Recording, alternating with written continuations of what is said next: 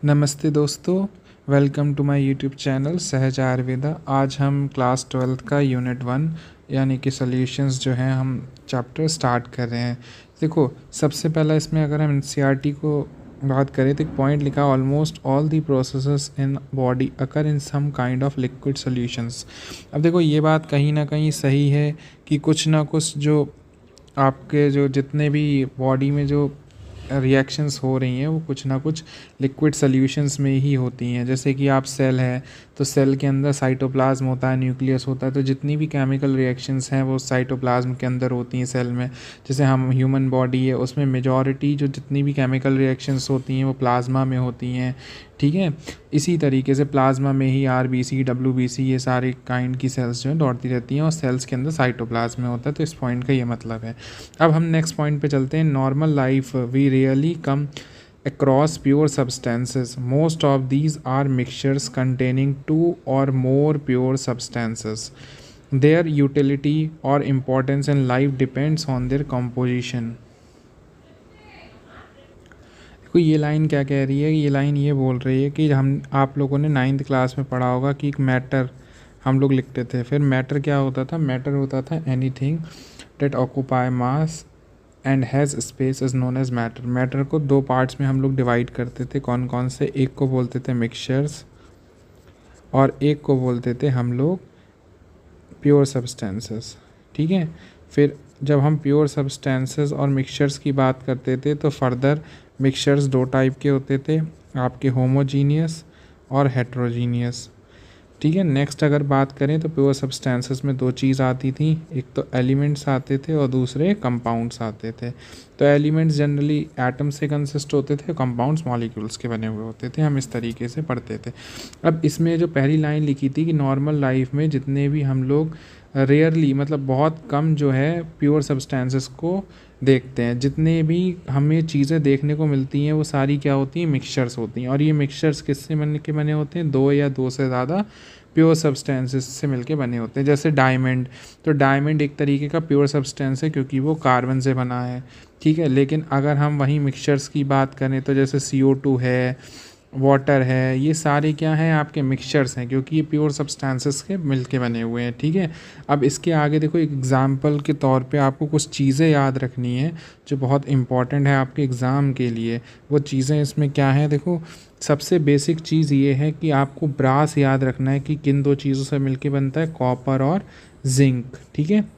इसके बाद आपको एक चीज़ याद रखनी, जर्मन सिल्वर। ये नीट में क्वेश्चंस आ सकते हैं एज इट इज़ की जर्मन सिल्वर किससे मिलके बना होता है?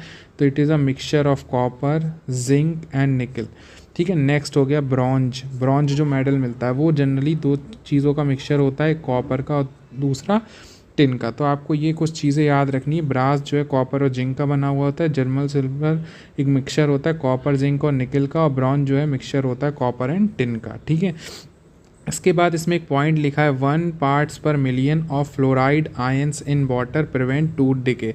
मतलब जो दांत होते हैं उनको अगर फ्लोराइड आयंस की कंसंट्रेशन आप जो है टूथपेस्ट में अगर 1 ppm रखते हैं तो वो हमेशा दांत सड़ने से बचाता है। मतलब कभी भी अगर आप टूथपेस्ट कोई भी लें तो उसमें ये चेक करें कि क्या जो फ्लोराइड आयंस हैं उनकी कंसंट्रेशन क्या 1 ppm है। अगर 1 ppm से कम है तो वो जो है वो आपके टूथ डिके होने से नहीं बचा पाएंगे। लेकिन अगर उसमें 1 ppm की कंसंट्रेशन है किसी भी टूथपेस्ट में तो वो आपके टूथ डिके से जो है वो आपको बचा लेंगे, ठीक है। नेक्स्ट लिखा, वाइल 1.5 ppm, जबकि अगर 1.5 ppm है तो वहाँ पर जो टूथ होते हैं वो मोल्टल्ड हो जाते हैं। मोल्टल्ड का मतलब ख़राब होने लगते हैं। देखिए, अगर 1 ppm तक फ्लोराइड आयन की कॉन्सेंट्रेशन अगर वाटर में है तो वो आपको टूथ डिके से बढ़ाएंगे। लेकिन जो अगर 1.5 ppm से ज़्यादा हो गई तो टूथ जो है वो क्या होने लगेंगे? ख़राब होने लगेंगे। And high concentration of fluoride ions poisonous हो सकता है।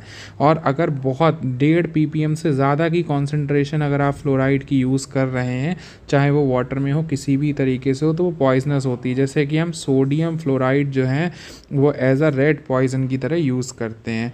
तो ये चीज़ पता होनी चाहिए। जैसे डायरेक्ट नीट में क्वेश्चन आ सकता है कि रेड पॉइजन के लिए हम लोग फ्लोराइड का कौन सा कंपाउंड यूज़ करते हैं तो उसे बोलते हैं सोडियम फ्लोराइड यानी कि NaF।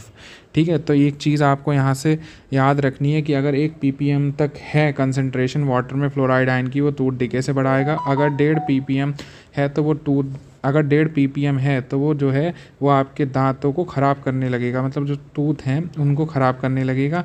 और तीसरा ये, अगर हाई कॉन्सेंट्रेशंस हैं फ्लोराइड आयंस की तो वो पॉइजनस हो सकती हैं, जैसे कि हम रेड पॉइजन यूज़ करते हैं सोडियम फ्लोराइड की फॉर्म्स में। ठीक है, इसमें एक चीज़ और याद रखनी है, देखो इंट्रावेनस कुछ इंजेक्शंस होते हैं। इंट्रावेनस इंजेक्शंस वो होते हैं जो वेन्स में दिए जाते हैं। उसमें क्या होता है, ये जनरली जो है वाटर में डिज़ोल्व करके रखे जाते हैं, जिनमें सॉल्ट्स होते हैं एक पर्टिकुलर आयनिक कंसंट्रेशन पे जो ब्लड प्लाज्मा से मैच करता है। ऐसा क्यों करते हैं? ऐसा इसलिए करते हैं, अगर इंट्रावेनस इंजेक्शंस को उस डिज़ोल्व वाटर में और जिसमें सॉल्ट है उस जिसकी कॉन्सेंट्रेशन हमारे बॉडी के ब्लड से मिलती जुलती है उसमें क्यों रखा जाता है? उसमें इसलिए रखा जाता है क्योंकि अगर वो उसमें नहीं रखेंगे तो जितना भी जो लिक्विड का अंदर का पोर्शन है यानी कि सॉल्ट है वो बाहर आने की कोशिश करेगा। ठीक है, मतलब जो उसकी शीशी होती है उसका जितना भी अंदर का मटेरियल है वो आउटसाइड दी ग्लास आने की कोशिश करेगा, जिसकी वजह से जो वो इंजेक्शन की शीशी है वो बस्ट भी हो सकती है। इसीलिए उसे ब्लड प्लाज्मा के कॉन्सेंट्रेशन के फॉर्म्स में उसको उसके अंदर डिप करके रखा जाता है। इसके बाद लिखा है in this unit we will consider mostly liquid solutions. हम इसमें जनरली लिक्विड सॉल्यूशंस के बारे में पढ़ेंगे और उन वो बनते कैसे ये पढ़ेंगे। This will be followed by studying the properties of the solution. ये हम कैसे पढ़ सकते हैं? पहले हम सॉल्यूशंस की प्रॉपर्टी पढ़ेंगे। ठीक है, like vapour pressure. Vapour pressure क्या होता है? Colligative properties. ये अभी हम आगे पढ़ेंगे कॉलिगेटिव प्रॉपर्टीज़ क्या होती है, तो इससे घबराए ना। We will begin with the type of solution and then various alternatives in which concentrations of a solute can be expressed in liquid solution।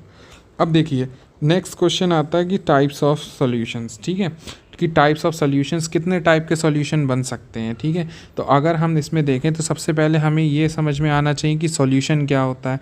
तो सॉल्यूशंस जो होता है वो एक तरीके का होमोजीनियस मिक्सचर होता है। अब देखो आपने एक मिक्सचर में पढ़ा होगा कि 2 टाइप के मिक्सचर्स होते हैं, एक तो होमोजीनियस होते हैं, एक हेट्रोजीनियस होते हैं। अच्छा, होमोजीनियस के अंदर सॉल्यूशंस आते हैं। अब हेट्रोजीनियस और होमोजीनियस में क्या फ़र्क है? तो आपने एक चीज़ पढ़ रखी होगी 9th क्लास में, देखो क्या पढ़ रखा होगा, बकेट होती थी। उस बकेट में हम लोग वाटर लेते थे और शुगर लेते थे। तो वाटर और शुगर लेते थे तो वो एक दूसरे में डिज़ोल्व हो जाती थी। और एक हम लोग लेते थे इस तरीके से, एक बकेट और लेते थे और उसमें हम लोग वाटर भी लेते थे और साथ में क्या लेते थे? सैंड लेते थे। तो क्या होता था, जब हम वाटर और सैंड को डिज़ोल्व करते थे और वाटर और शुगर को डिज़ोल्व करते थे तो हम देखते थे कि शुगर को डिज़ोल्व करने पे बाद में भी वाटर जो है बिल्कुल एकदम मतलब जो भी चीज़ देखें आप बिल्कुल ट्रांसपेरेंट दिखता था। लेकिन जैसे ही हम वाटर को सैंड में डिज़ोल्व करते थे तो वहाँ पर ट्रांसपेरेंसी ख़त्म हो जाती थी। क्यों? क्योंकि सैंड जो थी वो वाटर में पूरी तरीके से घुल नहीं पाता था, जबकि शुगर जो है वो पूरी तरीके से वाटर में डिज़ोल्व हो जाती थी। ठीक है, तो इसीलिए जो शुगर और वाटर का सोल्यूशन था वो हमेशा क्या कहलाता था? होमोजीनियस मिक्सचर कहलाता था।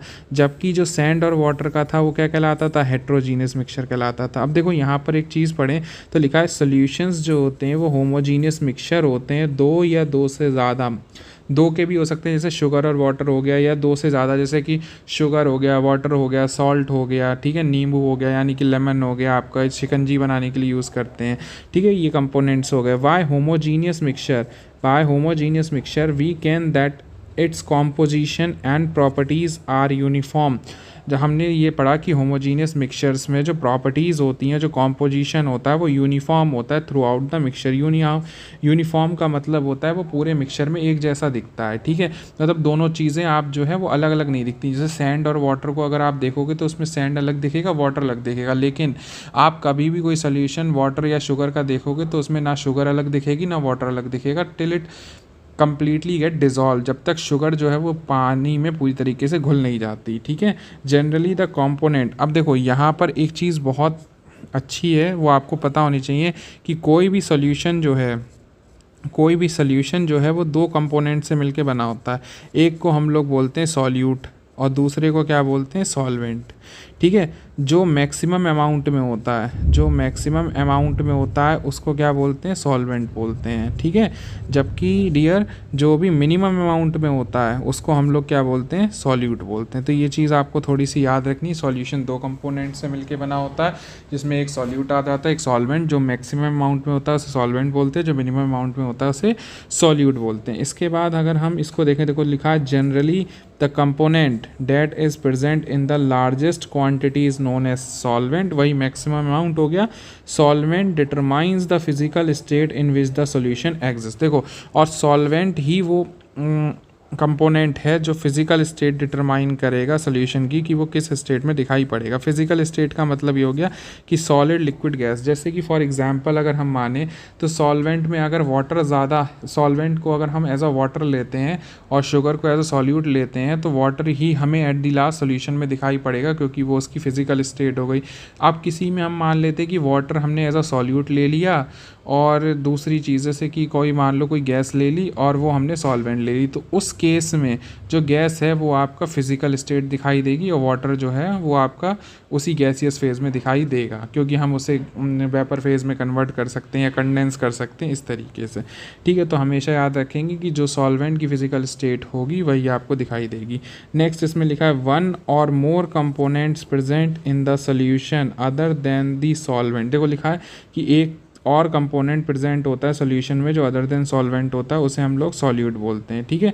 इन दिस यूनिट इसमें हम लोग जो है बाइनरी सॉल्यूशंस के बारे में पढ़ेंगे। बाइनरी सॉल्यूशंस क्या होते हैं, वो सॉल्यूशन जो केवल दो कंपोनेंट से मिलके बने होते हैं, ऐसे सॉल्यूशंस को हम लोग बाइनरी सॉल्यूशंस बोलते हैं, ठीक है। अब हम नेक्स्ट थोड़ा सा आगे चलते हैं नेक्स्ट पेज पे।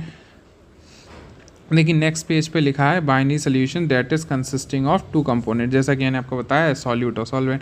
Hair each component may be solid, liquid और इन गैस स्टेट। मैंने बताया कि एक कंपोनेंट जो है वो आपको सॉलिड, लिक्विड और गैस तीनों में से कुछ भी हो सकता है। इसी के बेस पे कितने टाइप के सोल्यूशंस बनाए गए हैं, टोटल 9 टाइप के सोल्यूशंस होते हैं। तो अगर आपसे क्वेश्चन पूछा जाए कि कितने टाइप के सोल्यूशंस बन सकते हैं, तो 9 टाइप के। देखो कैसे कैसे। अब ये टेबल बहुत इंपॉर्टेंट है, एज अ नीट में जो है वो डायरेक्ट क्वेश्चन आ सकते हैं, एग्जाम्पल्स पूछ सकते हैं वो। जैसे कि फॉर एग्जांपल गैस अगर सॉल्यूट है तो आपका और सॉल्वेंट भी गैस है, तो जैसे इसका एग्जांपल हो गया mixture of oxygen in nitrogen gas. जब ऑक्सीजन गैस और नाइट्रोजन गैस का हम मिक्सचर लेते हैं तो गैस गैस का हो गया।